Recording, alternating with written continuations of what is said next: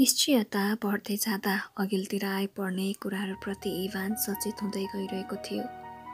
उसले इन्कार गरेपछि उसलाई तोकिएको समय बढाउनकै लागि मात्र जाँचबुझ समितिले यदि उसले आफ्नो सोचाइहरू परिवर्तन नगरेको खण्डमा जेल सजाय तोकिदिने धम्की बारम्बार दिइरहेको थियो।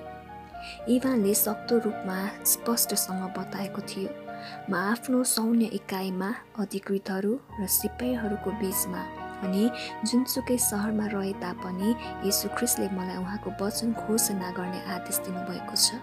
मैले उहाँको आदेश पालन गर्नै पर्छ।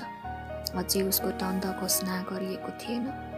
यदि उसलाई जेलमा पठाउने हो भने उसको इकाइका मानिसहरूको प्रतिक्रिया कस्तो होला भन्ने बारेमा अधिकृतहरूले विचार गरिरहेका होलान् भनी सुरुमा इभानले विचार गरेको थियो। धेरै सैनिकहरूले विश्वास गरेका थिए परमेश्वरको अस्तित्व छ भन्ने घोषणा गर्ने र आश्चर्य कर्महरू देखेका छौँ भन्नेहरू त झन् धेरै थिए। सेर्जै समेत आफ्नो इकाइमा आकर्षणको केन्द्र बनेको थियो। सिपाहीहरूले उसलाई प्रश्नहरू सोध्नका लागि, ऊ सँगसँगै प्रार्थना गर्नका लागि, बाइबलका खण्डहरू पढ्नका लागि खोजी गर्ने गर्दथे। इभानले हाय काट्यो। उसलाई सेर्जेईलाई भेट्ने तीव्र इच्छा जाग्यो।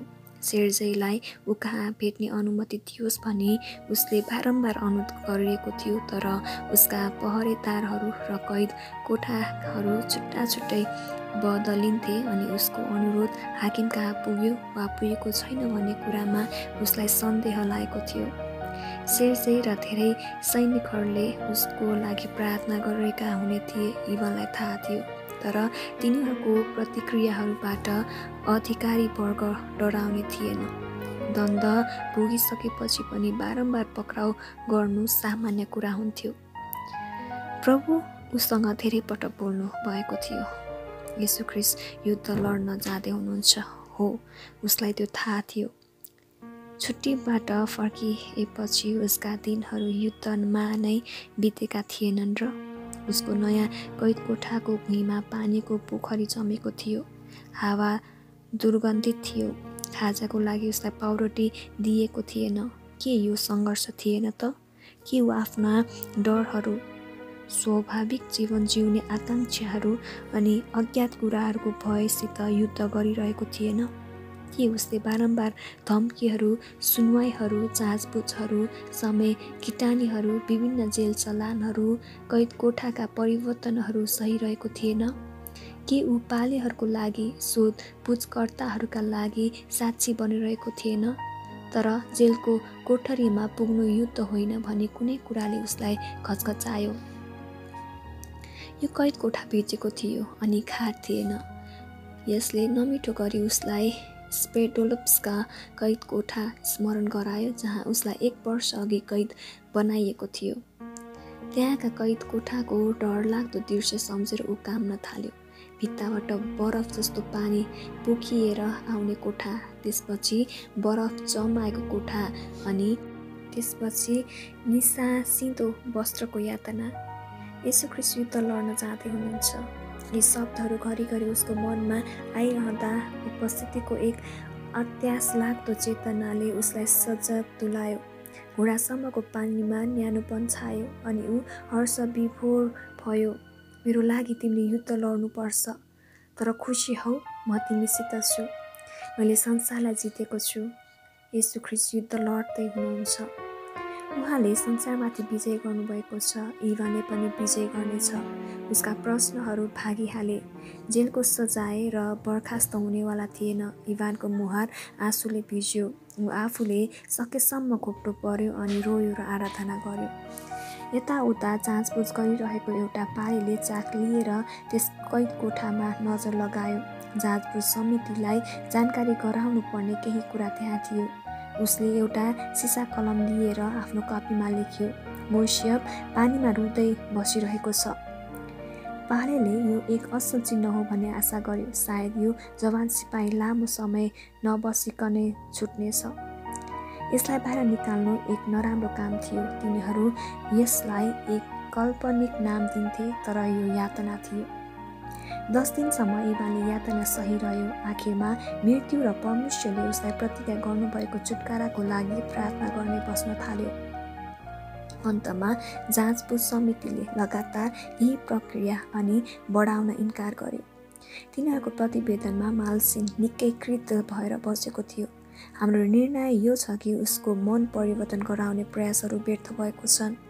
यो कैदीलाई छिट्टै दण्ड तोकेर पठाउन सकिन्छ।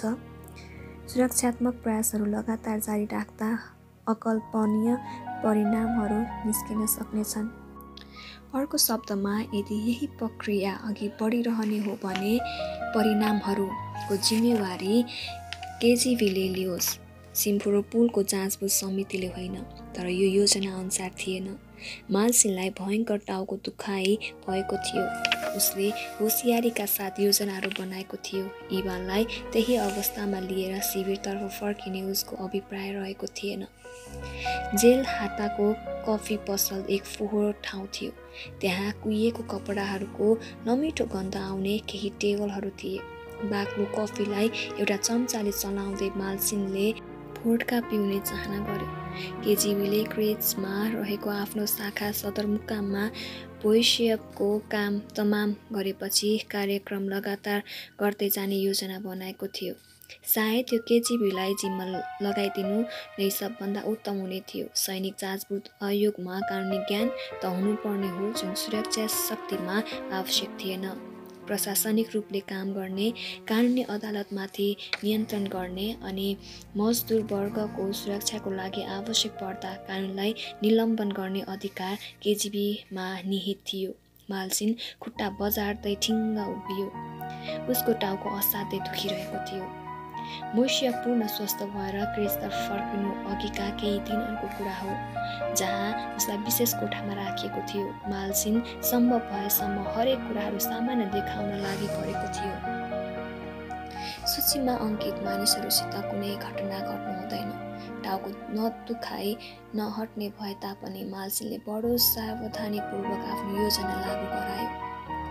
मध्यरातको समय थियो जति बेला उसले टाउको दुखाइ सुरु भएको याद गर्यो। सिम्फेरोपोलको अनुसन्धानकर्ताले इभानको खुट्टा बरफमाथि राख्न लगाएको थियो। यो एक अनावश्यक सोचाइ थियो। माल्सिनले चेताउनका लागि यस्ता प्रक्रियालाई अनुचित ठान्यो। मोइसेभलाई चाँडै नै बरफ जमाएको कोठाभित्र थुनिनु पर्थ्यो। विद्युतीय करेन्ट मात्रै शून्यभन्दा तलको तापक्रम जत्तिकै प्रभावकारी हुने थियो, खास गरी पहिले कमजोर तुल्याएको संविधानको खातिर। तर मोइसेभले असामान्य चिसो सहन सक्छ भन्ने बारेमा उसका सोचाइहरू ठिक थिए भन्ने कुरा यकिन गर्न खुट्टा बरफमाथि राखिएको यो घटनाले महत्त्व दिएको थियो। कुनै सामान्य मानिस पीडाले चिच्याए गरी मोइसेभ आफ्नो बहुलट्टीपनमा प्रार्थना गर्दै अनि अलिअलि मात्र पीडा भयो भन्ने दाबी गर्दै बसिरहेको थियो। उसका खुट्टाहरू चिसोले कठ्याङ्ग्रिएका प्रष्टै देखिन्थ्यो। माल्सिनले आफ्नो ओछ्यान नजिकैको टेबलमा राखिएको भोड्का तान्यो र आफूलाई तयार पार्यो। स्पष्ट थियो कि कुनै सामान्य मानिसका खुट्टाहरू चिसोले कठ्याङ्ग्रिन्थे। अनुसन्धानकर्ताले यो कठ्याङ्ग्रिएकै हो भने यन्त्रले पनि ठिकसँग काम गरिरहेको छ भने बतायो। मोइसेभको अवस्था ज्यादै नाजुक भए तापनि उसले घटनालाई अर्को आश्चर्य कर्मको रूप दिन चुकेन। प्रार्थनाको उत्तरमा परमेश्वरले साँच्चीकै उसको खुट्टा निको पार्नुभएको थियो। अनुसन्धानकर्ताको अनुहारमा डर छाएको थियो। त्यसैले माल्सिनलाई यो नराम्रो टाउको दुखाइ बनेको थियो। उसले तुरुन्तै मात्ने गरी छिटछिटो रक्सी पियो। उसले मोइसेभलाई अन्तिम मौका दिएको थियो अनि भोलिसम्मको मिति बाँकी थियो। अँध्यारोमा उसले रक्सी झन् थप्यो। चाँडै ऊ गालिना र छोरा सासालाई भेट्नका लागि घर जानेछ। सारा असमझदारीहरू हट्नेछन्। गालिना खुसी हुनेछिन्। विवेकलाई सताइरहेको पीडाप्रति आँखा चिम्लेर ऊ विचलित निन्द्रामा पर्यो। जुलाई 16 को बिहानभरि ऊ युगोस्लाभियाबाट आएका दलका पदाधिकारीहरूको टोलीद्वारा बन्दी बनाइयो। उनीहरूलाई कुनै उच्च तहका अधिकारीहरूद्वारा अगुवाई गरिनेछ भन्ने सोचाइ उसले राखेको थियो। तर ओडेसाबाट दिएका निर्देशनहरूमा किटानी गरिएको थियो कि क्रेजका मान्यताहरूलाई विस्तार गर्ने अनि त्यो टोलीलाई शिविरको भ्रमण गराउने जिम्मा लेफ्टिनेन्ट कर्नेल VI माल्सिनलाई दिएको छ। स्वतन्त्रताको सम्बन्धमा बिहानको समय मोइसेफसित व्यतीत गरिसकेको पछि सैनिक तालिमका तालिकाहरू, राजनीतिक विज्ञानका पाठ्यक्रमहरू अनि छुट्टी सम्बन्धी कार्यक्रमको वर्णन गर्नु बहुलभ टिप्पण थियो। अन्तिम मौकाको समय आज मात्रै थियो। आज मोइसेफले स्वीकार नगरुन्जेलसम्म दबाब जारी नै रहन्थ्यो। युगोस्लाभियाको टोलीमाथि ध्यान लगाइराख्न माल्सिनलाई ज्यादै कठिनाइ भएको थियो।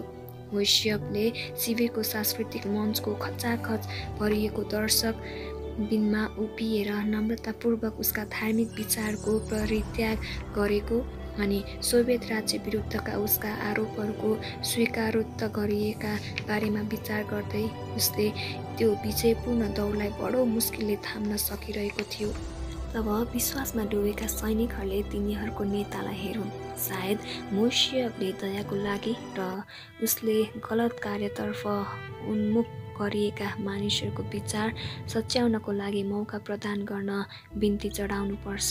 त्यसबाट दोलोतोपको लागि एक प्रभावकारी प्रतिवेदन तयार हुन्छ। मध्याह्नसम्म उसले युगोस्लाभ टोलीलाई बिदावारी गर्ने कार्यक्रमको व्यस्तताबाट बहाना बनाइरहेको थियो। KGBको अधिकृतहरू बिहान परे नै माल्सिनको कार्यालयमा पर्खिबसेका थिए। तिनीहरूको मौनतामा ऊ छक्क परेको थियो। अब त्यहाँ समयको दबाव भएकोले उसले पूर्व निर्धारित योजना मुताबिक काम गर्ने मौका पाएको थियो। हरेक कुराहरू सोचिए। सिम्फेरोपोलको गुप्तता क्रेजमा पनि कायमै रहने थियो।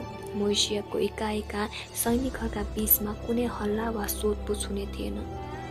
मोइसेफ आफैले सहरमा अवस्थित KGBको सदरमुकामतर्फ गाडी हाँक्ने थियो। मानौ ऊ एक साधारण काममा जान लागेको छ झैँ गरे। माल्सिन र नागरिक सुरक्षा अधिकृतहरू पनि शिविरबाट जाने थिए। माल्सिन खुसीले गदगद भयो। निश्चय नै यो दुर्भाग्यपूर्ण थियो कि कठोर निर्णयहरू लिनै पर्ने थियो। तर मानिसका मनहरूको शुद्धिकरण गर्ने, विशुद्ध समाजवाद स्थापना गर्ने जस्ता लक्ष्यहरू लिएर अघि बढ्दा यस्ता प्रक्रियाहरू अवलम्बन गर्नुपर्ने समयहरू पनि आइपर्थे। यस्ता कुरामा KGBको सदस्यहरू पोख्त थिए। आफ्नो घडीमा यस्तो नजर लगाएर माल्सिनले कारहरू ल्याउने आदेश गर्नलाई टेलिफोन उठायो। केही मिनेटभित्रै सुरक्षा प्रहरीको आवाज बाहिर निस्किने विशेष कार्यालयमा तिनीहरूले माल्सिनलाई पुर्याइसक्ने थिए। आज ऊ तह लाग्ने थियो। मोइसेफले मर्न रुचाउँछ भन्ने कुरालाई को नि किन हो माल्सिनले कहिले गम्भीर रूपमा लिएको थिएन। घटनाक्रम उसका योजनाहरू मुताबिक थिएन। KGBलाई उसको मृत्युको कुनै सरोकार नै थिएन। तिनीहरूले त्यसलाई एक सम्भाव्यताको रूपमा लेखिएको थियो। तर माल्सिनको लागि चाहिँ यो कामको दुःखदायी अन्त्यले विजय हासिल गर्ने उसको सपना चकनाचुर बनाएको थियो। त्यो क्रूर मध्याह्नको समयमा उसलाई छ्यापछ्याप्ती पसिना आइरहेको थियो। जुलाईको गर्मीका बावजुद पनि ऊ यताउति जाडोले काँपिरहेको थियो। उसका मुख डरले सुकेको थियो। उसको टाउको चड्किरहेको थियो। आवाज बाहिर ननिस्किने त्यस विशेष कोठाको भुइँमा हलचल नगरी ठिङ्ग उठिरहेको इभानको शरीरलाई उसले अविश्वसनीय प्रकारले हेरिरह्यो। अब बयानहरू जुटाउनु पर्ने हुन्थ्यो, प्रतिवेदनहरू तयार गर्नुपर्ने हुन्थ्यो, केटाका आमा बुवालाई सूचना पठाउनु पर्ने हुन्थ्यो अनि उसका एकाएका सैनिकहरूको चित्त बुझाउनु पर्ने थियो।